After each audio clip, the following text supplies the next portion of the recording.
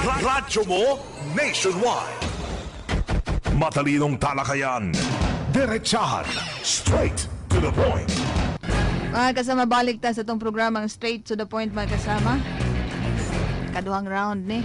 Atong hisgutan karong buntaga, main topic na to sa Straight to the Point, kaning ni ang same-sex marriage. Ay dunay usa ka abogado, mga kasama, nga naghangyo nga himuong legal. No? Kaning ni ang maong punto dinhi sa atong nasod kung atong nahibawan. Dunay 20, wa ko masayop ka mga nasod nga nagtugot na ani, mga kasama.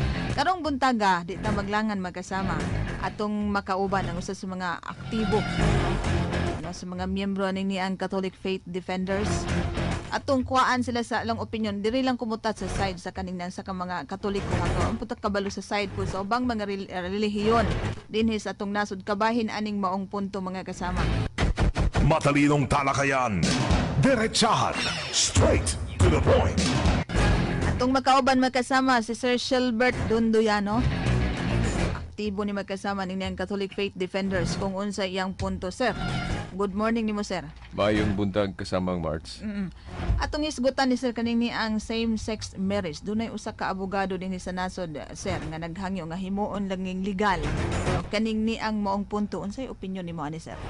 Ang atong opinion anak kasamang March nga mapanag-ing ra gihapon na niadto galing RH bill nga hibaw nga ang atong simbahan na supak magyud ana sugad pa sa una. Dayon katupong mahitungod sa divorce, supak gihapon ang simbahan, pero wala gihapon pa na mapasa ng divorce. Dayon kanang same-sex marriage mo gyud na ilang murag gihingusgan og kusugron kay mura kunog mo pasa, no? Kay daghang gusto, no? Labi na ni adtong mga igsuon ato nga dili lang nila imain ang amahanong tambag sa atong simbahan nga mo na moral teachers nato. Medyo lisod-lisod ni siyang punto kasamang March kay mahimo mang makontra o malain nato ang ato mga igsuon nga naani anang pagbatia. Oo, tinuod. Ya, doon na may pahayag ang among abogado, sir, nga matawag matud pa nga paglapas sa tawhanong katungod aning ni ang mga homosexuals o kaning mga lesbian, kaning ni ang kanang pugnan bitaw sila nga kanang sa ilang gusto nga kanilang tugutan ning same-sex marriage. Unsa imong opinion ana, sir? Yes, akong nalantaw ni kasamang March, duha man gud ni siya ka kinibang kanang galing hutong o kining gitawag nato og kanang paguna-huna nato unsa ang moral. Kung dirita sa panggobyerno, wala manggoy gituho ang absolute truth. Nga di pareha sa simbahan nga naagyo absolute truth. Ang sa atong gobyerno tungod kay walay labanan nga tinuhuan, kay separation between the church and state man. So meaning open sa tanan. Mo na nga gikasubo nako sa pagsulti ani kasamang March nga ang atong gobyerno murag mabiktima anang relativism. Kanang relativism meaning walay absolute truth. Mahimong atong dawaton respetuhan ang truth ni anang grupo ha. Mahimong dawaton po nato ang truth ni anang laing grupo. So wala siya kana bang absolute truth nga usa. Murag mahulog na siya og advocate na hinuon ta ana kanang gitawag og polytheism, meaning a belief of more than one God, meaning kalain-lain mo gunang sistema. So mao na nga medyo lisod ni kasamang March. Murag ikaupat ni sa katong mga controversial kato imong gisgutan, sir, pero kana wa pa hinuon murag wa pa miliho karon kay daghan yung grupo nga mipakita og pagsupak atong ilang gusto. Apil na po ni ron mo ni katapusan, sir.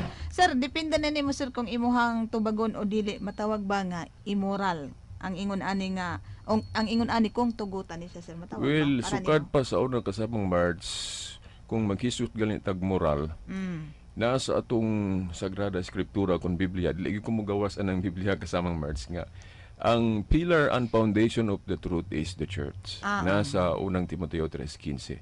Dayon ang atong mga kadakuan sa simbahan gitahasan gyud na sila gitahasan na sila sa pagpanudlo about moral, meaning unsay maayo unsay dili. Nasa Juan 20:19-23 nga ang unang mga obispo o mga apostol nga giignan sila nga dawatan ninyo ang Espiritu Santo.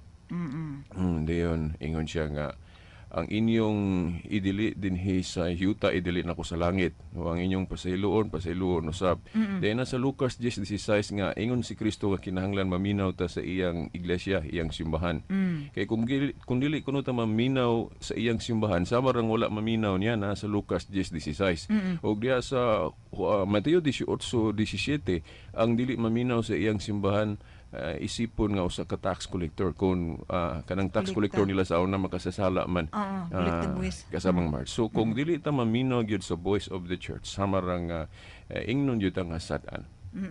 So sir, ikaw mismo sa imong kaugalingon dili jud ka pabor aning same-sex marriage? Well, ako sa sigurong murag mo anha sa ko sa pagbati sa atong mga igsuon nga nangutangan medyo lisod gyud. Well, ato lang tabangan sila, no? Kay mingon man gud sila kasamang March nga kamo kuno namo be tinuod. Mo na may man mo kay natural man ang inyo. Wala tuyo sir no god. Yes, wala tuyo. Pero ato lang i-remind sa atong mga igsuon nga nibati og ingon ana nga dili tanang atong pagbati kinahanglan atong patuyangan, no? Actually, kita nga normal, no? Ako naa may mga pagbati nga medyo gusto na to pero wala na sa morality. For example, kasamang March Minyo naman ko. Pero maibog gihapon kog daing babae. Di na malikayan yun. Usa lang na. Pagbati gihapon na pero I have to pugong. Control. Di gyud ako napadayonan kay sa latis sa atong pagtuo kana amang bawal man gyud na siya. O dayon ang atong Kristiyano gud nga pagtuo kasamang March apil man ng sacrifice. Sakripisyo. Pero anang dili unta ta ganahan mo muanha ng lugar kay napatay laing atimanon. Pero tawag sa atong pagtuo kinahanglan mo adto kita. Kana pagbati na siya nato pero ang nganong gitugot gud sa Ginoo kasamang March, no, dili ingon nga gusto na niya kundi naay gusto niya bang bang ipahinabo sa katawhan nga maantigo pud ta mo sacrifice sama nga siya nagsakripisyo. Gani ako mo believe ko sa mga homosexual kasamang March nga nibati sila ni ana pero ilang i-denounce o meaning ila bang andam sila musunod gyud sa unsay gusto sa Ginoo in spite nga ingon ana sila. Murag kay kita go mga Kristiyano gitawag mo ta sa pagkasantos. Unya ang tawag sa pagkasantos apil ng pagsakripisyo. Correct. So mas believe ko sa mga igsuon nato nga ingon ana ilang pagbati pero nakahimo sila paghikling sa ilang gusto alang-alang sa pagsunod sa Ginoo. Okay sir, kanang naang sa katapusan akong ihatag nimo ang higayon mahibiling oras para mapasabot pud nimo labi na kay sa ato apo diri di man malikay naa man gyud ang grupo, no? Kanang naang di man pud nato na sila mapugnan, no, di pud ta kabuot anang silang gibati kay mao gyud na unsay imong panawagan sir o unsa bay na ba kay buot ipasabot ngadto kanila? Well, ang ako lang panawagan nila nga unta dili lang nato usbon kanang gitawag nato unsa nang concept sa marriage.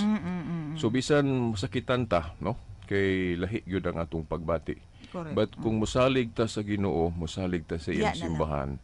Na ako'y nailan ka sa mga March, ako lang nang i-share ha. Di lang ko mag-isgot og ngalan. Active po na siya sa among kalihukan. Tuwa na siya sa kauluhang Manila. Nga ingon ana siya kasamang March iyang pagbati.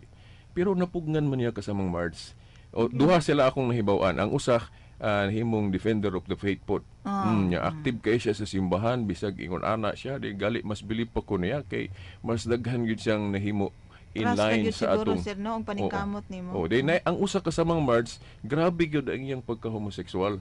Nahimo gyud niya tong mga maot nga mga buhat pero nabag-o siya kasamang March. Day naminyo gyud siya kasamang March og kanang nagi babae. Mga sitwasyon na nakadungog gyud ko sir. Nagi na mga sitwasyon na.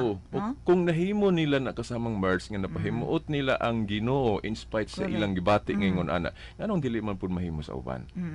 Sulayan, maningkamot. Yes, kasamang March ka na lang. Sige. Salamat kasamang Shelbert. Salamat po kasamang March. Sa oras og higayon. Good morning nimo. Good morning po kasamang March. Salamat. Matalinong talakayan. Diretsahan. Straight to the point. Bitaw, nakadungog bitaw kog nay story anak mga kasama. No? Nakadungog ko ana sa kanang nakaagi putag mga daghang matang nagian nga mga seminar. Nakadungog ko ana na kanang gihimo bitaw siyang example sa mga ingon anak magkasama. Iyaha kanang ang anak to nila. Ang anak to nila. So sa kanang mga ginikanan kabalo naman na daan nga kanang unsay ilahang kana bitong sa ilahang kanang anak balo na sila daan. Depende na napod sa mga ginikanan kinahanglan tabangan. Na kanang naang i-assist jud na nimo. No? Dili po nato i-discourage kay di man nato na sila mapugnan nga ingon ana gyud ilang pagbati, no? Dili nato na mapugnan. Unang i-assist kung mahimo tabangan. Di po nato na sila kanang naang di po ta mag-discriminate anak nila kay luoy biya po ta ng maong grupo, no? So gani na yung mga kalihukan ang kagamahan ng lokal bisan asa na yung mga kalihukan nga para pod nila. Di nato na sila angay nga i-discriminate mga kasama. Balik ta karong taud-taud, standby una. Matalinong talakayan. Diretsahan. Straight to the point. Oras mga kasama, 6:30 sa buntag. Tatak RMN.